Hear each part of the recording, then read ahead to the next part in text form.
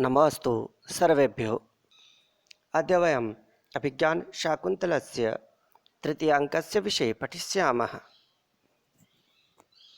तृतीयाङ्के वस्तुतः राजा दुष्यन्तशकुन्तलयोश्च उभयोः अपि जनयोः विरह अवस्थायाश्च चित्रणं भवति। अस्याः विरहावस्थायाः मञ्चनं तृतीयाङ्के मंचोपरि क्रियते। अधुना मदनबाधां निरूप्य भगवान् कुसुमायुधः त्वया चन्द्रमसा च विश्वसनीयाभ्याम् अतिसन्धीयते कामीजन सार्थः कुतः। राजा वदति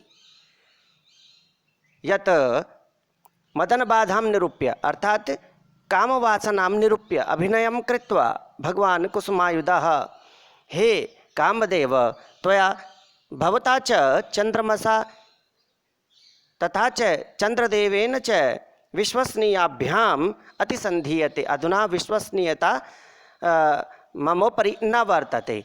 मम इत्यस्य अर्थो अस्ति प्रेमीजनोपरि न वर्तते। यतोहि कुतः कस्मात् कारणात् अर्थात यहाँ पर राजा कहते हैं कि भगवान कामदेव विश्वास योग्य आप और चंद्रमा दोनों के द्वारा कामीजनों का समूह अत्यधिक प्रताड़ित किया जाता है।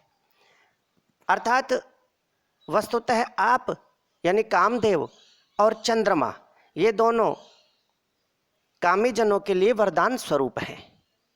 चंद्रमा तो अपनी ठंडी रश्मियों से कौमुदी से अर्थात चंद्रिका से सभी को ठंडक प्रदान करता है, लेकिन वस्तुतः कामी जनों को या प्रेमी जनों को चंद्रमा अपनी ठंडी किरणों से भी उष्णता प्रदान करता है। अर्थात प्रेमी जनों को चंद्रमा की जो चंद्रिका है वो वस्तुतः विरह ही प्रदान करती है। और कामदेव का भी यही हाल है। कामदेव भी सभी के लिए काम को प्रसरित करने की कामना करते हैं, लेकिन प्रेमी जनों के लिए चूंकि प्रेमी जन स्वयं उद्दीप्त होते हैं, व्याकुल होते हैं, कामदेव उनको और अधिक व्याकुल करता है। इसलिए राजा ने कहा कि आप दोनों की विश्वसनीयता कामी जनों के पक्ष में ठीक नहीं है। कैसे ठीक नहीं है? अब राजा दुष्यंत श्लोक को बोलते हैं नाट्य मंच पर।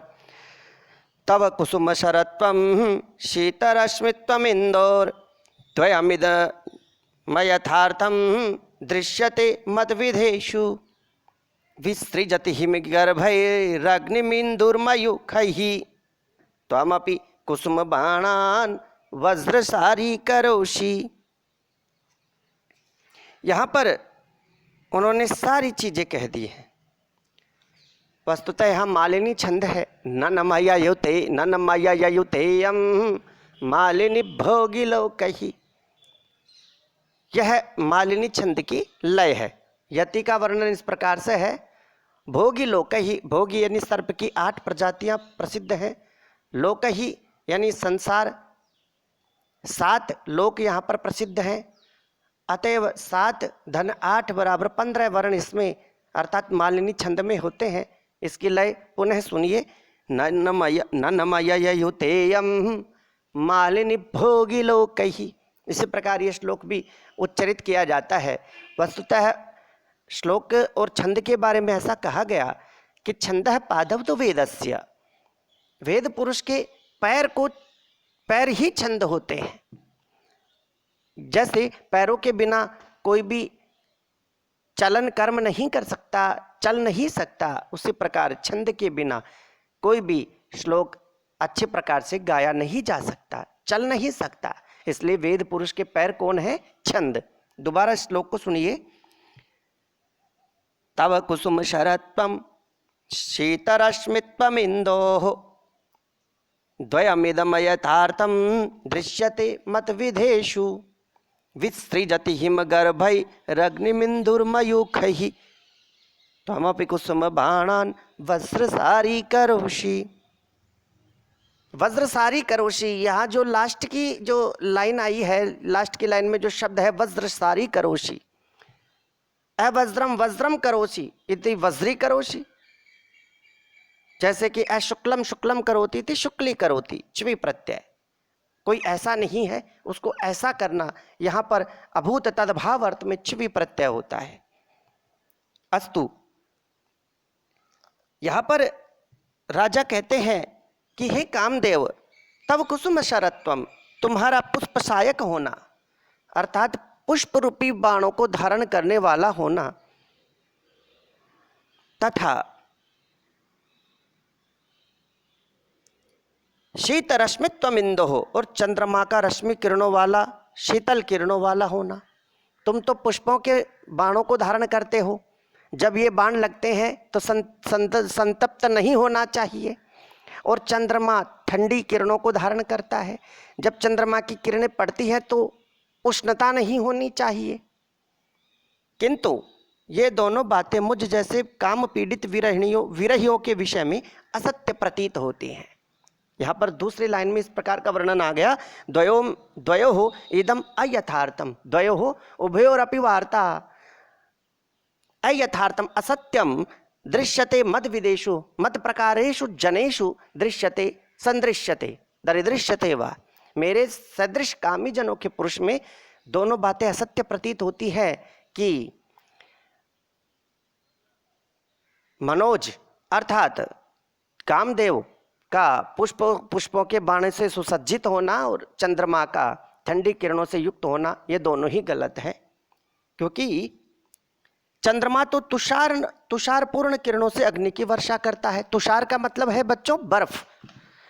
चंद्रमा की किरणें बर्फ के समान ठंडी होनी चाहिए, लेकिन कामी जनों के लिए अर्थात विरही प्रेमियों के लिए चंद्रमा ठंडक की बरसात नहीं करता, बल्कि उष्णता की बरसात करता है। उनको और अधिक उष्णता प्रदान करता है, उनको और अधिक व्याकुल बनाता है। ये तीसरी लाइन में ये शब्द, ये बात आ गई है, विसृजति हिमगर्भहि अग्निमिन्दुर्मयूखहि, कि अग्नि यानी आग, इंदु यानी चंद्रमा, हिमांशुश्च चंद्रमाश्चंद्रः, इंदुः कुमुद बांधवः इत्यमरः इति अमरकोशात्, मयूखैः किरणैः, कि चंद्रमा तो अपनी ठंडी ठंडी किरणों से भी प्रेमियों को उष्णता प्रदान करता है, व्याकुल करता है। तथा त्वमपि कुसुम बाणान वज्रसारी करोषि, हे कामदेव तुम भी अपने पुष्प शरों के द्वारा, पुष्प बाणों के द्वारा, या तुम अपने पुष्प के बाणों को भी वज्र के समान कठोर कर रहे हो, अर्थात जब तुम अपने बाण छोड़ रहे हो तो हृदय विदीर्ण हो जाता है, इसलिए तुम दोनों ही मुझे असत्य प्रतीत होते हो। प्यारे बच्चों, यहाँ पर वस्तुतः कामी जनों की विरहावस्था का वर्णन किया गया है, इसलिए स्वभावोक्ति अलंकार होना चाहिए। स्वभावोक्तिस्तु डिंबादेः स्वक्रिया रूप वर्णनम, कामी जनों की ये जो नेचुरल अवस्था होती है उसका वर्णन किया गया, इसलिए यहाँ स्वभावोक्ति अलंकार भी होना चाहिए। विषम और विरोधाभास अलंकार भी है, क्योंकि वस्तुतः चंद्रमा कभी गर्म किरणों को नहीं फेंकता, ठंडी किरणों को ही फेंकता है, इसलिए ठंडी किरणों के होने पर भी उसको गर्म किरणों का बताना विषम अलंकार का सूचक है। अप्रस्तुत प्रशंसा भी यहाँ पर अलंकार होना चाहिए, क्योंकि अप्रस्तुत प्रशंसा सा एव प्रस्तुताश्रया, कि प्रस्तुत में अप्रस्तुत का व्यवहार करना अप्रस्तुत प्रशंसा है। और यहाँ पर विषम अलंकार, जैसे कि मैंने पहले भी कहा था, काव्यलिंग अलंकार भी यहाँ होना चाहिए, क्योंकि कुसुम शरत और शीत रश्मित्व इन दोनों को अयथार्थ अर्थात असत्य सिद्ध करने के लिए उत्तरार्धगत दो वाक्यार्थों का हेतु के रूप में उपन्यास किया गया है।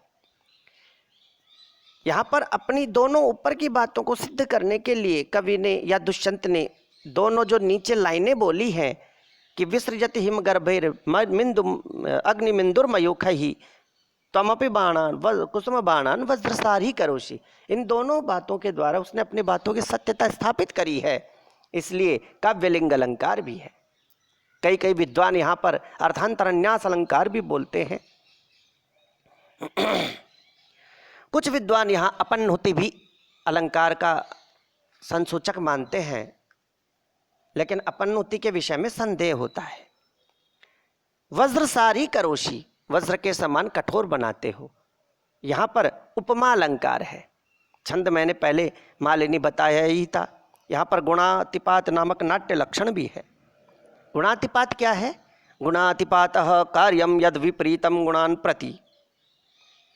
गुणातिपात वह कहलाता है जो गुणों के विपरीत सूचक होता है, अर्थात जैसे जल का लक्षण है शीत स्पर्शवत्य आपः, लेकिन कोई जल को गर्म कहे उष्ण स्पर्शवत्य आपः, वस्तुतः उष्ण स्पर्शवत तेज होता है, लेकिन फिर भी यदि जल को अग्नि के समान गर्म बताया जाए तो यहाँ पर गुणातिपात नाट्य लक्षण होता है। वस्तुतः नाट्य मंचन में ऐसा होता है, और सामान्य व्यवहार में भी हम देखते हैं कि प्रेमी और प्रेमिकाओं के लिए सब कुछ विचित्र होता है। जैसे कि जॉन डन ने भी कहा है, एक इंग्लिश कवि हैं जॉन डन, उन्होंने कहा है love is above then time and space, प्रेम समय और स्थान से उच्च होता है, अर्थात भिन्न होता है। समय और स्थान प्रेम को बंधन में नहीं डाल सकते।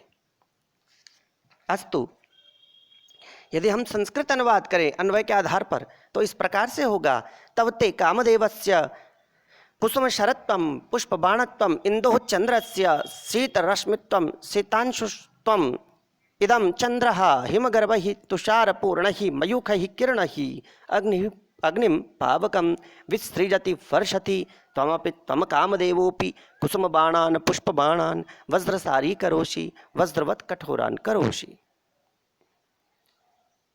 यहाँ पर एक शंका और उत्पन्न होती है कि कालिदास के जो नायक हैं दुष्यंत, उनमें धीरोदात्त लक्षण पाया जाता है। अब धीरोदात्त क्या होता है? महासत्वोति गंभीर क्षमावान विकत्तना स्थिरो निगूढ़ाहंकारी धीरोदात्त दृढ़व्रतः, कि जो महासत्वोति गंभीर, बहुत बलवान होता है किंतु गंभीर होता है। क्षमावान विकत्तना, क्षमा कर देता है और शिकायत नहीं करता, शंका नहीं करता। स्थिरो निगूढ़ाहंकारी, स्थिर चित्त वृत्ति वाला होता है, तथा निगूढ़ाहंकारी, निगूढ़ होता है, अत्यंत गूढ़ होता है, तथा अनहंकारी, जो अहंकारी नहीं होता। धीरोदात्त दृढ़व्रतः, उसको दृढ़ोदात्त कहा गया और वह दृढ़ व्रत वाला होता है। आचार्य दंडी ने दशरूपकम में ऐसा धीरोदात्त का लक्षण किया है। किंतु यदि इस प्रकार राजा कामवश होकर इस प्रकार की बातें कहते हैं तो यहाँ पर उनके धीरोदात्त लक्षण का नाश होता है, ऐसा माना जाता है कि धीरोदात्त लक्षण यहाँ पर खत्म हो गया, राजा धीरोदात्त नहीं रहा, तो यहाँ पर नायकत्व जो धीरोदात्त है वो समाप्त हो जाता है और यह दोष उत्पन्न होता है नाट्यशास्त्र के आधार पर। किंतु बच्चों, यहाँ पर दोष नहीं होता, क्योंकि शीत रश्मित्वम इंदु कुसुम शरत्वम कुसुम बाणान आदि पदों के प्रयोग से कथित पदत्व दोष है। परंतु यहाँ इस तरह की पद योजना से राजा की उन्मादावस्था को संसूचित किया गया है, अर्थात यहाँ पर राजा की काम अवस्था को संसूचित किया गया है, इसलिए यहाँ पर दोष नहीं रहता। ये एक साधारण व्यक्ति की चित्त वृत्ति का प्रदर्शन किया गया है, क्योंकि धीरोदात्त वृत्ति का अग्रभागे एवं प्रदर्शनम भविष्यति, अग्रभाग में प्रदर्शन होगा जो आगे के अंकों में। इसलिए क्वचित अपि कहीं कहीं पर जनसाधारण के समान यदि राजा अपना आचार व्यवहार करता है तो उसको इस नाट्य के आधार पर हम ये नहीं कह सकते कि यहाँ पर नाट्य दोष है। अस्तु, ऐसी मेघदूतम में भी पाया जाता है। मेघदूतम के नायक को भी हम ये कह सकते हैं कि उसने मेघ को अपना दूत बनाया है, और जन सामान्य में ऐसा नहीं होता, जन व्यवहार में ऐसा नहीं होता। तो उन्होंने कालिदास ने यहाँ पर कामार्ता ही प्रकृति चेतना चेतनेशु, कि जो कामी जन है वो चेतन और अचेतन में कोई भी अंतर नहीं जानते, ये उन्होंने वाक्य कहकर अपने अर्थांतरन्यास अलंकार की पुष्टि करते हुए इस बात को सिद्ध किया है कि कामी जनों के लिए चेतन और अचेतन इस प्रकार की कोई भी अवस्थाएं नहीं होती। खैर, आगे सखेदम परिक्रम्य, दुख के साथ में परिक्रमा करते हुए, क्वनु खलु संस्थिते कर्मणि सदस्य ही अनुज्ञातै खिन्नम आत्मानं विनोदयामि। यज्ञ कर्म के समाप्त हो जाने पर उपदेष्टा ऋषियों के द्वारा जाने की अनुमति प्राप्त मैं कहाँ अपने खिन्न मन को बहलाऊं। अर्थात अब यज्ञ समाप्त हो गया, अब मैं कहाँ जाऊं। मुझे पहले तो मैं यज्ञ के रक्षण कार्य में प्रवृत्त था, इसलिए मुझे काम वासना ने इतना परेशान नहीं किया। अब मैं खिन्न हूँ, व्याकुल हूँ शकुंतला के विरह में, अब मैं कहाँ जाऊँ। निःश्वास्य, लंबी सांस लेकर प्रिया शकुंतला के किम नो खलु में प्रिया दर्शनाधृते शरणम मन्यत, अर्थात प्रिया शकुंतला के दर्शन के अतिरिक्त मेरे लिए दूसरा और क्या सहारा हो सकता है। अर्थात शकुंतला को देखे बिना मेरा कोई सहारा नहीं है, मेरे हृदय को सहारा नहीं मिलेगा। यावत एनाम अन्वेष्यामि, तो सबसे पहले मैं उसी को खोजूंगा। जैसे कि जन व्यवहार में भी होता है, बिना प्रेमिका के प्रेमी को कुछ भी अच्छा नहीं लगता, तो वैसे ही दुष्यंत का हल हो रहा है। वो कहते हैं कि प्रिया शकुंतला के दर्शन के अतिरिक्त मेरा कोई भी ध्येय नहीं है, अब मैं सबसे पहले प्रिया शकुंतला को ही खोजूंगा। सूर्यमावलोक्य, सूर्य की तरफ देखकर, इमाम उग्रात तपवेलां प्रायेण लतावलयत्सु मालिनी तीरेषु सखी जना शकुंतला गमयति, अर्थात ऐसी भीषण गर्मी में प्रायः सखियों के साथ शकुंतला लता मंडपों से आवृत मालिनी नदी के किनारे अपना समय बिताती है। तत्र तावदेव तत्र गच्छामि, तो मैं वहीं चलता हूँ, मुझे मालिनी नदी के पास में ही जाना चाहिए। परिक्रम्य संस्पर्शम रूपयित्वा, घूमकर और वायु के स्पर्श का अभिनय करके, अहो ओह प्रभात शुभगो अयम उद्देश्य, यह प्रदेश तो शीतल मंद सुगंधित वायु से बड़ा ही रमणीय है। अर्थात ये मालिनी प्रदेश तो बड़ा ही सुंदर है। ठीक है, मैं यहाँ अब शकुंतला के इंतजार में मालिनी प्रदेश पर जाता हूँ। वहाँ जैसे ही आता है, अर्थात परिक्रम्य संस्पर्शम रूपयित्वा, बच्चों वैसे तो नाट्य मंच पर हम ये नहीं दिखा सकते कि ये मालिनी तट है, ये इस प्रकार से है, लेकिन बार बार पर्दा गिरता है और इसकी संसूचना होती है परिक्रम्य संस्पर्शम रूपयित्वा, ऐसा अभिनय करके, अहो प्रभात शुभगो अयम उद्देश्य, अरे ये तो शीतल मंद सुगंधित वायु से युक्त प्रदेश बड़ा ही रमणीय है। फिर परिक्रम्य अवलोक्य च, पुनः वो घूमते हैं और अवलोक्य देखते हैं। अस्मिन् वेतस परिक्षिप्ते लता मंडपे सन्निहितया शकुंतला भवितव्यम, बेतों से घिरे हुए इस लता मंडप में ही शकुंतला को होना चाहिए, अर्थात शकुंतला यहीं कहीं होनी चाहिए। तथा ही, क्योंकि अधो विलोक्य, नीचे मिट्टी पर देखकर, अभ्युन्नता पुरस्तादवगाढ़ा जगन गौरवाद पश्चात द्वारे अस्य पांडुसिकते पद पंक्तिर दृश्यते अभिनवा, अर्थात इस लता मंडप के कुछ पीले वर्ण की रेत राशि वाले द्वार पर आगे की ओर ऊपर उठी हुई और पीछे की ओर जगन स्थल के भारीपन के कारण गहरी धसी हुई नवीन पद पंक्ति चरणों के चिन्ह दिखाई पड़ रहे हैं। अर्थात यहाँ पर बालू मिट्टी है, और जब मैं बालू मिट्टी में देख रहा हूँ तो बालू मिट्टी में जब नायिका या शकुंतला ने पैर रखा होगा तो निश्चय ही बालू मिट्टी धस गई। यह सुंदरियों का लक्षण है कि यदि बालू मिट्टी में कोई भी सुंदरी पैर रखे तो यदि एड़ी वाला भाग नीचे जाए तो उसकी सुकुमारता अर्थात उसकी सौंदर्य बढ़ा हुआ है, ऐसा हम जान सकते हैं। और यदि एडी का भाग यानी बालू मिट्टी में जब पैर रखने से एडी का भाग ऊपर उठा हुआ रहता है तो हमको जानना चाहिए कि वह सौंदर्य से युक्त नहीं है।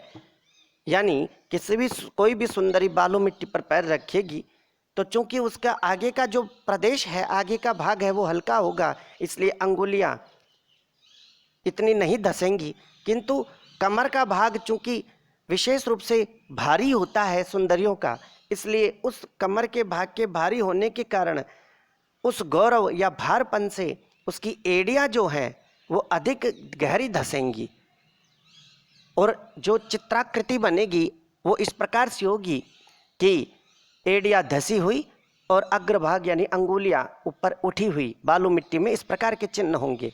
तो हमें जानना चाहिए कि वह स्त्री अत्यंत सुंदर है। और शकुंतला के विषय में राजा ने इसी समुद्र शास्त्र का प्रयोग किया है।